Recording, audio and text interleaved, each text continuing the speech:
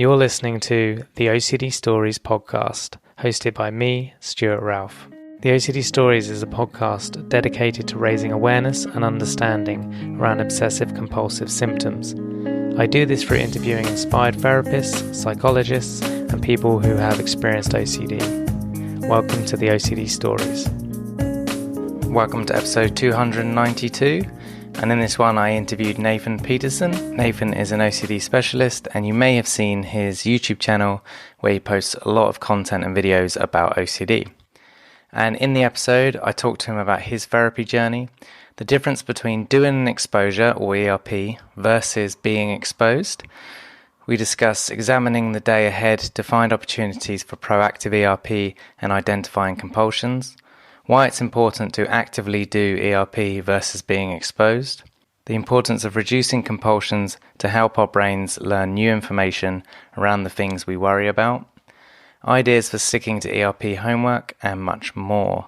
And thanks always to NoCD for supporting the show. I deeply appreciate it. If you want to find out more about NoCD and their therapy services, head to go.treatmyocd.com/the OCD stories, or click the link in the episode description. So thank you to Nathan for his time, and of course to you guys, thank you for listening. I deeply appreciate it.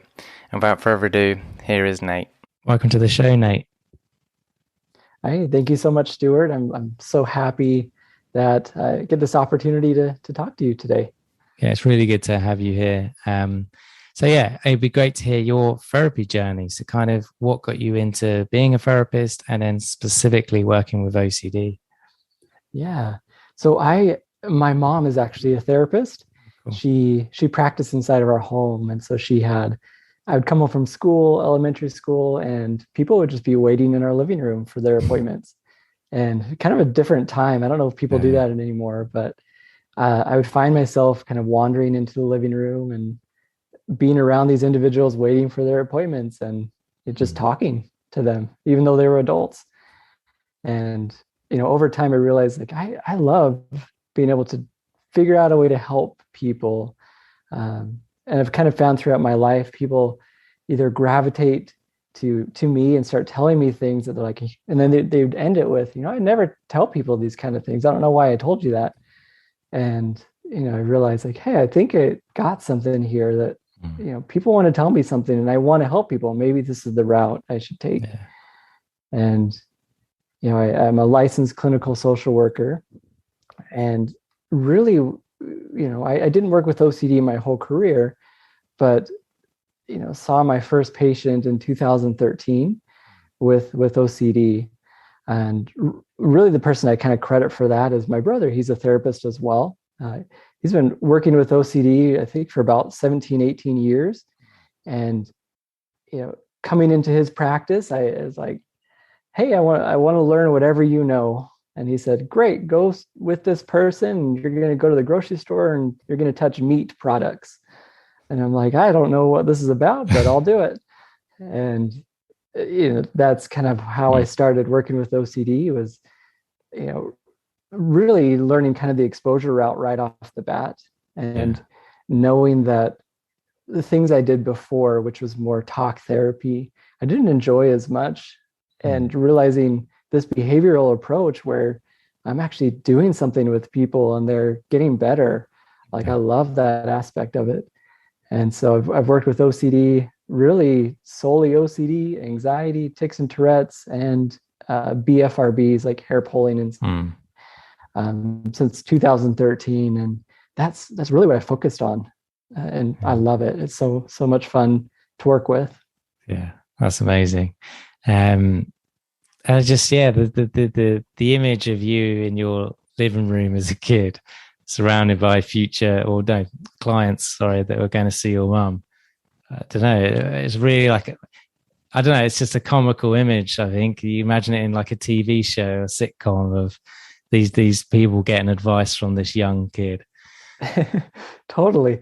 I would be so interested to go back and see their actual reactions as an adult. Like, do they want this kid here talking to them? Do they not? But either way, I'm sure is a fun experience for them. Yeah, I'm sure it helped to normalize the process as well, So today we're going to talk about doing an exposure or doing ERP versus being exposed. So, what do you mean by this? Yeah. I've found throughout my career working with OCD, I'll hear people say the phrase, that was a good exposure. I went to a concert, that was a great exposure. Or I went to the grocery store, that was a good exposure. And I'm like, well, what do you mean that was a good exposure? Did you do an exposure? Or were you just in a place that brought you lots of anxiety and distress? And what I'd end up finding for most people is that they allowed themselves to be in those moments where they felt anxiety and distress, something that they kind of faced their fear with, but they didn't really do anything different about it. They just got through the moment and called it an exposure. And so I've thought about this throughout the years, like, are people really doing exposures, or are they just kind of being exposed to these moments? And for me, I want individuals when they, are in those moments where, I don't normally go to grocery stores, but I have to go, to possibly use an exposure with it, that it's going to feel like one. You're already there. You're already feeling distress and anxiety. How can you make it worthwhile? And going to a grocery store and coming home isn't really an exposure. You're kind of just being exposed. But going to a grocery store and touching things that maybe you normally don't touch, or normally don't interact with, not doing the compulsions, that's kind of an exposure. And so kind of allowing individuals to know, if I'm already going to be exposed, how can I make it worthwhile? And not see that as an exposure itself, to do those things that cause me anxiety, but do something meaningful with the moment. Yeah, it sounds to me like it's a mindset shift, because you're going to be exposed going to this venue, for example, regardless. But now you're actually choosing to make it more specifically an ERP activity exercise versus just being terrified and getting through it, Yeah. I think of one example very specifically, where speaking with somebody, they were preparing themselves for, like, okay, I'm going to go to this movie theater. I'm going to watch a movie. And they were in my office. They were so excited. And like, I did an exposure. I went to the movie. And I'm like, cool. Well, what'd you do while you were there? And they're like, well, I watched the movie. I'm like, okay, well, what did you do? And, I ended up finding out the biggest fear was, I'm worried something bad's going to happen because I'm in here. And so I made sure I sat on the far end so that nobody would, just in case I need to get out. And I also made sure I didn't chomp my popcorn very loud, just in case I was bothering those around me. And I made sure I kept looking at those exits to make sure no one was going to come in. And, but I made it through the movie. And I'm like, that's wonderful that you got through that moment. You felt a lot of anxiety, but there's a lot of compulsions in there. And so making it more meaningful, that you already know you're going to go there, that if I'm worried something bad's going to happen, I'm going to make sure I sit in the middle of the movie theater so that I can't get out just in case. I'm not going to look at those fire exits just to make sure that, if something bad happens, I'm not going to know about it. If I'm worried I'm going to chomp my popcorn too loud, I'm going to chomp it really, really loud. So people behind me are possibly super annoyed. I don't know. But I'm doing these things to face my anxiety and make it more meaningful. And so, those moments, I don't say like, well, shame on you for not making it worthwhile, but allowing people to realize there is a difference between doing that exposure and kind of just being exposed. Yeah, absolutely. So the bit you said about that this person was doing a lot of compulsions, as you say, they were brave, they kind of got through it. But when you examined it, there was a lot of compulsions in there, where they were sitting, how they were chewing their popcorn, etc. Whereas I guess when you turn it into an actual ERP activity, you're more likely to be aware, okay, I'm going to be doing compulsions. How can I not do compulsions?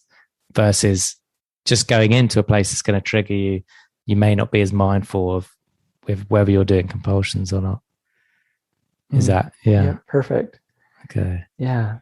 I have individuals kind of examine their life, examine their day. What are the things today that I'm going to do that are already probably going to make me feel uncomfortable? Whether it's changing my child's diaper, or it's going to the grocery store, or watching a movie. So I might sit there and have individuals write down, what are compulsions I might catch myself doing while I'm changing this diaper, for example. All the things I'm going to avoid. I'm not going to look. I'm not going to wipe as hard. Whatever it is. And those are the things I'm really going to focus on not doing while I'm doing this exposure. And making it really meaningful, leaving the threats uncertain. That's a big piece. Is I'm not going to figure any of this out and only solve a problem when there's a problem presented right in front of me. If there isn't a problem, I have nothing to solve. Yeah, I like that. Yeah, good description. And I like the writing it down. Just really being thoughtful about the day and yeah, how can I use this as part of my treatment? Yeah, so I guess you've answered it, but I guess I'll ask it explicitly: is why is it important to go after your I've put go after it in my question, meaning like, why is it important to actively do an exposure versus just getting exposed? Yeah, I know we need to teach the brain what's a false signal and what is not. That all the brain knows is that I'm going to be you're feeling some anxiety here, and I'm going to tell you that you're in danger. And if you react as if you're in danger, then I know that the signal I sent you must be correct. And so if I don't correct that, and I'm the only one that has that power to do it, it's going to keep sending that signal time and time and time again. But if I can sit back and say, okay, I know I get triggered by this every single time, I'm going to do an exposure. So I'm going to step closer to this threat, whatever I think it is, really practice some uncertainty statements, most likely, whether it's a maybe, maybe not, or sometimes people use totally, or, we'll see, I don't know, we'll never know for sure. And focusing on those compulsions as well. When I'm not doing those compulsions, I'm taking value away from the fears and the threats. And not saying the fear doesn't matter, but to say, you're sending me this signal here that I don't think matters. And I'm going to almost test the theory out. I'm not going to react the way you want me to react. And that anxiety and distress tends to go down all by itself. There's a point where the brain starts learning and it says, hey, I think I sent you a false signal because you didn't respond the way I wanted you to. And so maybe next time, you have a better chance of maybe not having that signal that I sent you, because what's the point? If you're not reacting to it, it's not valuable anymore. Yeah. And so I guess that's the biggest piece that comes to my mind is if we don't change that aspect, it's going to continue being the same. Yeah. And we're the only ones that have that power to retrain it, because someone else can't say, this doesn't matter, don't worry about it, you're perfectly fine. That doesn't retrain it. You've got to be the person that does it. Yeah, very true. And I like the bit about, you said your brain going, oh, maybe you're not reacting, maybe I sent you a false signal. And I think I often describe it in different ways, but I think that's a nice wording for it. The brain says, maybe the fire alarm wasn't necessary on this occasion. Okay.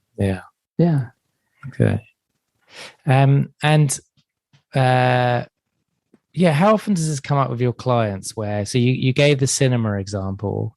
How often do you feel that some of them are kind of being exposed, thinking they're actually doing ERP when really they're being brave, but they're being exposed, they're missing the response prevention and the other stuff. Does this come up a lot, or? Yeah, I like how you said that, being brave, because we definitely give them credit for the Mm, things they're doing. But yeah, I actually feel like I see it quite often. Uh, and I don't know if you've experienced that through your practice, but hearing individuals say, "Oh, well, my dad came into town, and that was a really big exposure mm, for me," or they'll explain different scenarios that have happened in their life recently that might let my kid go to school. That was a good exposure. And when we are diving into how did that exposure go for you, most of the time when I find that statement being used, it wasn't really an exposure. They really just were being brave, but being exposed. And so, kind of going back to what we said earlier, if we're already going to feel anxiety, we might as well make it more meaningful because it's already there. We've got to be the ones that direct it in the to know the right direction for it. And so, pretty often, from yeah. what I see. Okay, yeah. Yeah, no, makes sense. And I wonder if that has anything to do with like, sometimes I think most of us are guilty of it, meaning therapists and also people with OCD and advocates of, we'll talk about ERP, but we'll just say exposure therapy, and I think maybe that's where that's kind of come from, is that we've just focused on the E part and not the RP. Yeah. So if they are just being exposed, there's a good chance, as you said, they're still doing the compulsions. So if we stick with the cinema example, that person, your client, probably white knuckled that experience, and it was probably really tough for them for the 2 hours they were in the cinema because they were doing compulsions, which was either I know you don't follow the habituation model, but it was either not allowing them to habituate, or it wasn't allowing them to learn anything new in terms of inhibitory learning. So I guess that's the downside of being exposed versus actually doing ERP, is we're not allowing that new learning to occur because we're being brave, but we're white knuckling through it as opposed to, Mm, not doing the compulsions. right. Mm, And I think there is that level of, if we look at that habituation model, the anxiety tends to go down the longer we stick with an anxiety moment. mm, But the brain doesn't learn much from that experience other than, yeah, you got yourself through it. mm, And so if I went to that movie again the next week and the next week and the next week, and I still did those compulsions, it's probably going to be the same experience I have every time, yeah. would be my guess. Is that I'm just white knuckling through it. Maybe I feel that sense of, I am brave, I did it. But how come it's not getting easier? Why do I have to go through this high anxiety moment? And Mm, maybe it reduces a little bit, but at the end of it all, my brain says, "Good job for checking those exits." Because if yeah. you didn't, you never know what would have happened. Or good job for keeping yourself safe. That's really all it knows, because Mm, that's what we're teaching it. And so yeah. allowing that brain to learn something brand new and experience that over and over and over again, that's where it's really, really powerful, Yeah. because usually that one experience doesn't change everything. It's allowing this lifestyle to be there. Mm, I'm doing this with hopefully most moments in life that are coming up, even if I don't expect it to come up. I'm feeling anxiety. I'm being exposed already. What can I do about this moment? Um, a lot of people tend to go to the same compulsions they've always gone to. And so we already know I'm almost committing myself that I don't ask for reassurance anymore. And so if I don't do that, this isn't because I have a new moment come up. It doesn't reset my goal. It says, no, I said I wasn't going to ask for reassurance. So that's something I'm not going to do right now. And I could be wrong. I don't know, but I'm willing to risk it. I I tend to look for the problems that almost like slap you in the face, that 100% is an actual problem to fix, not a perceived threat. And it's really, really tough, because I know with anxiety and obsessive thinking, it really can feel like this time is different. This time is new. And so you must react, as if you're in danger. But it's so tough, but people commit to it and say, okay, I don't see it. I don't see immediate danger. I only checked once. I'm willing to just let it be. And whatever happens, happens. Yeah. It's definitely easier said than done, of course. No, but yeah, it's a really good point. The brain, the amygdala can't tell between, the saber-toothed tiger and the OCD worry. It feels as real to that part of the brain. But yeah, what did you say there? I'm forgetting. You said something that was good, so we'll leave it at that. I can't remember what, but I had a point. So where's my next question? God. So yeah, I know earlier you talked about like getting them to write down or think about their day and like how can I turn these various exercises today into actual ERP opportunities. Yeah, it was how do you encourage your clients to do the homework or the home practice that's so important to actively doing ERP versus kind of just having a mindset of I'm going to move towards the things I fear, which is good, but obviously if we're doing compulsions, it's not great. Yeah, so it's just how do you really get them to have like a, what's the word, ERP first mindset? I like that. I really love calendars. That's just something we use calendars almost for every other aspect of our life, whether it's like go pick up the kids from here or go to the grocery store or, whatever it is. But I say people add this into their calendar, into their life, right in the morning to have that mindset for the day. Here's how I'm really working on this compulsion specifically to not do this specific one, or I am facing this specific fear today. Here's how I'm going to do it. People are more likely to do these exposures throughout the day when they start the day off that way. So it might be 8 a.m. I have this exposure scheduled. For me, I have people schedule out an action I'm going to do, whether it's touching a certain item or watching a video or going to a grocery store or whatever it is, and writing this all out. I've got this action. I've got these statements. I'm ready to go with uncertainty statements. And for me, a lot of times what we come up with is take all the threats that are going to possibly come to your brain and leave them uncertain. So will I get sick? I don't know. Maybe, maybe not. Will this thing hurt me? Maybe, maybe not. Will I hit somebody with my car? Maybe, maybe not. That we're using that phrase over and over and over again. And planning out, like I said, those compulsions. We write down everything we think is going to happen, the best of your knowledge, and we're going to really focus on not doing those. And so we might say, let's do this at 8 a.m., 12 p.m., 3 p.m., 5 p.m., however ambitious you want to be. But I know the more people do it, the faster the whole process is of therapy. That some people say, I did exposures and I find they did it like one time a week. And it's like, that's just not enough. It's got to be kind of that lifestyle where these are very planned out. We know these experiences are happening throughout the day. You're already going to do it. This is how we're going to make it meaningful.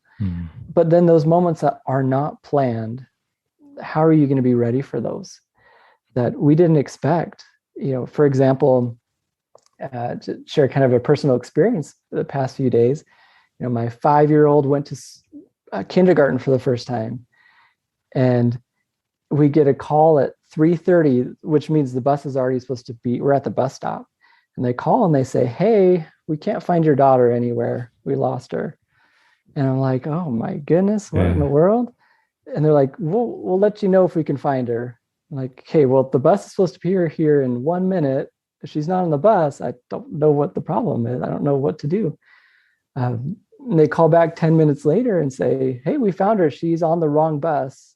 We're going to bring her back to the school. And, it's definitely a moment where not planned. And I can totally say that was an exposure for me to go through that.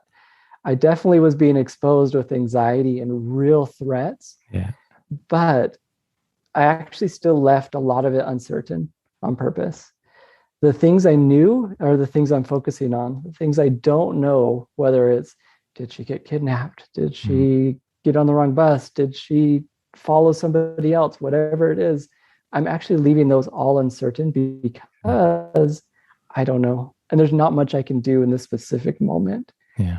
So those things that are not planned, that come up in our lives, how can we do exposures with those? And we use that word a lot, exposure, but it's really, how can I react differently to even real threats and perceived threats that are coming in my life? Things ended up being okay, luckily, with my experience. But it's definitely scary, not planned at all. But we need to learn how to handle those moments when they do come up, is even the perceived moments of, what if she doesn't make it on the bus today or tomorrow?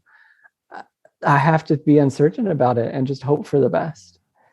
That I know the brain's really good at taking those experiences that have really happened and saying, well, and that means it's going to happen again. And it's really our goal to say, I'm exposed really with this anxiety and this fear, but I'm going to practice responding differently to it and just saying, I don't know. We'll see. If there's a problem, I'll fix it. And it's super hard to do. But yeah, good example. Thank you for sharing. The thing that came to my mind is, if your mind had run away with all of these worst case scenarios, which sounded like part of your brain wanted to do that,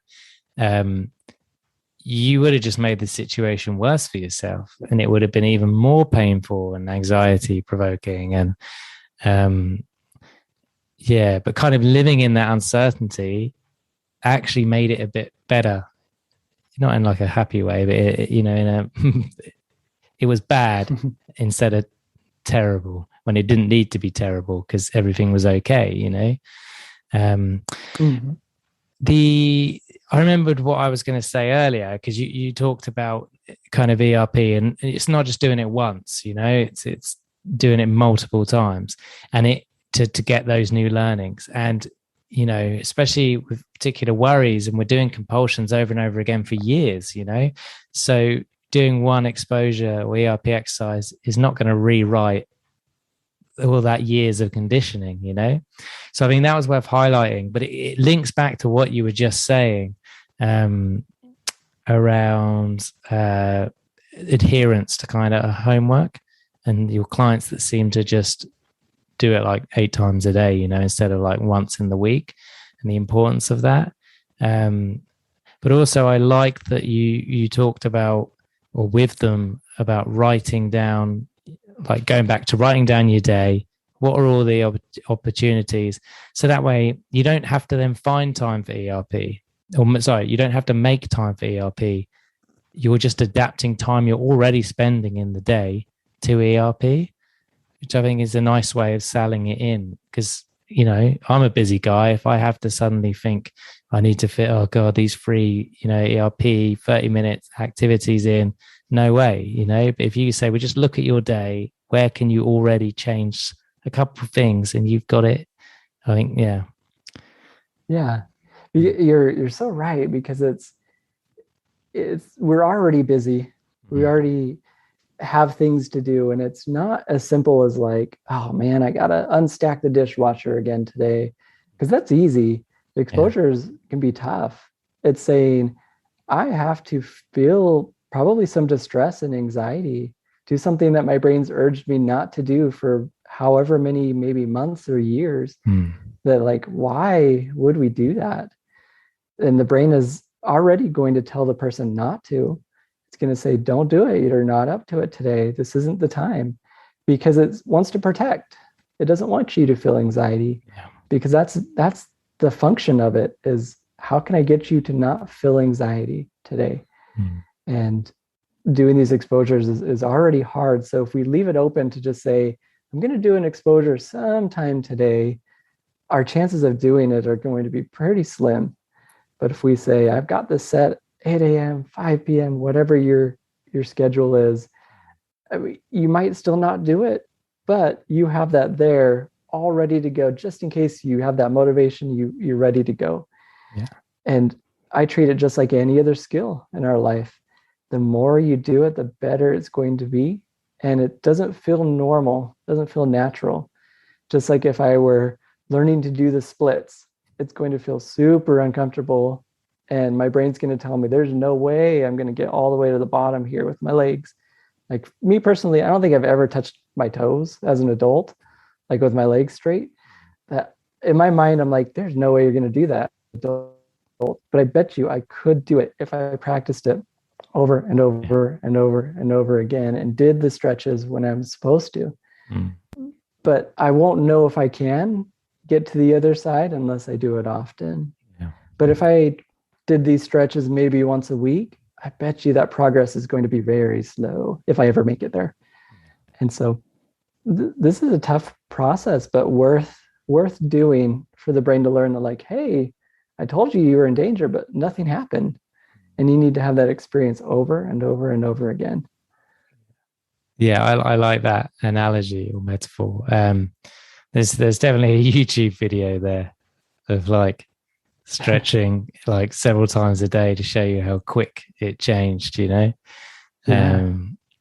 I like that. And then I guess a big one for me is, especially when people relapse, and this isn't always the case, obviously, but sometimes if they're relapsing, there's a good chance they've stopped doing the things that made them better in the first place, which could be actively doing ERP. Maybe it's other things, but for some people. So how do you encourage your clients when they end with you, to kind of keep having this sort of ERP approach to life? Mm-hmm. Yeah, I like that. It's the maintenance stage is super, super important, because somebody might come see me and we do 12 sessions or whatever it is, and it's not, okay, you're doing well. You can go back to just life. And what it really is you go back to life, but knowing that you're doing exposures for things that have already bothered you that don't bother you anymore, to remind yourself that you're still the boss. That it might be, I make it a point to touch this thing every single day, even though it doesn't bother me anymore, or watch this video clip, or use the script that I have. I'm just going to read it every day to maintain the progress I've already made. Just like the splits example, I can't just do the splits one day and be like, I did it, I made it. Now I just don't have to do it anymore. That I bet you if I stop doing the stretches, I'm going to start losing progress and lose momentum on that. And so just like this, we make it a lifestyle. I still have people schedule it out. How can I remind myself, usually in the morning, I like the mornings the best, right in the morning, that this thing doesn't really bother me. And I'm going to remind myself it doesn't. And usually when I see a relapse of some kind, where symptoms all of a sudden come back pretty quick, it tends to be with newer topics or older topics that have come back, where OCD is so good at saying, this one is different. I know the other one you were able to get through, but this one is special. And we have to teach the brain to, like, nope, it's not as special as any other thing. That I kind of use the equation. If I'm feeling anxiety, I look around me, I don't see an immediate threat or danger, I'm just going to say, man, this is probably OCD, and I'm willing to risk that right now. And I might be wrong sometimes. I think that's the scary part. But that is kind of the equation I give people, is you kind of live your life with, if you're even questioning with anxiety, we're just going to say, I don't know. We'll see what happens. We're willing to step closer to the threat and not figure it out on purpose. And it seems risky, but it's worth it. Yeah, absolutely. Yeah, it's a leap of faith. Where are my questions gone? Slightly different question. How has your view of how you do therapy changed over the last few years? Yeah, I like that. When I first started doing therapy, one aspect that I've changed quite a bit is, at the very beginning, actually for a few years, the only phrase I would have people use is kind of just maybe, maybe not, maybe not, maybe not, to remind themselves that this is uncertain and it's okay to have both answers. We're not going to figure it out. And over time, I've kind of adapted to, yes, I still use the uncertainty, but sometimes I agree with the threats, which sounds strange, but it might be, I touch this thing and my brain says, I'm going to get sick. And I might say, yeah, probably, totally. Hope I get sick. That'd be great. That'd be cool if I got everyone else sick around me. That using that kind of language, I've kind of adapted into my practice because it really anxiety a little bit more, and almost tells the brain that, like, wait a second, you're telling me that this is a big deal, but you were totally going way against what I want you to do. It's almost like talking back to the bully a little bit. It's like, oh, you don't want to get people sick? Cool. I hope I get people sick today. That I've seen that be pretty successful with people when they use that kind of language, where it's more of just accept it, even if it seems weird and strange and this isn't the thing I should be accepting. I integrate that kind of language for those who are ready for it, who are willing to use it. And they share that feedback with me that this is awesome. They use it all the time with things that come their way. And it can be with most topics of OCD as well. Yeah. That's one thing I've changed. Nice. Yeah, I really like that.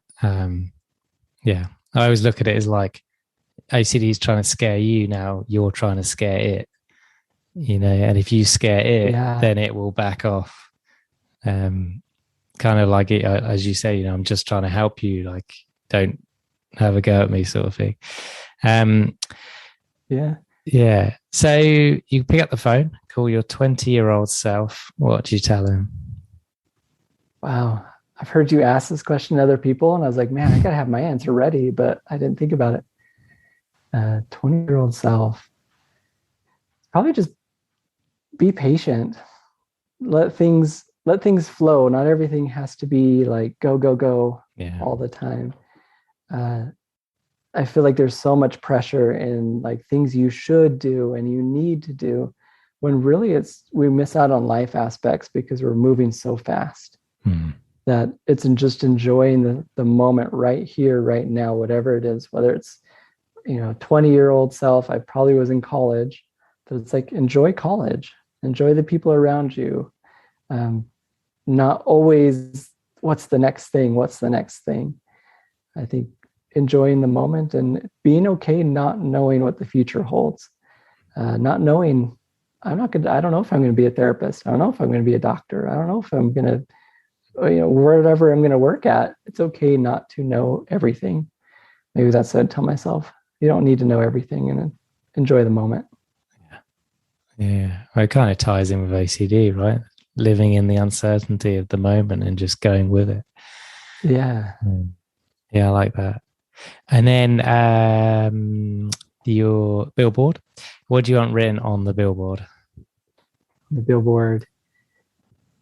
Oh man. Kindness. Yeah. I don't know. Kindness always comes to my mind as just, if people are more kind to each other, looking for each other's needs, I feel like the world would be a little happier place.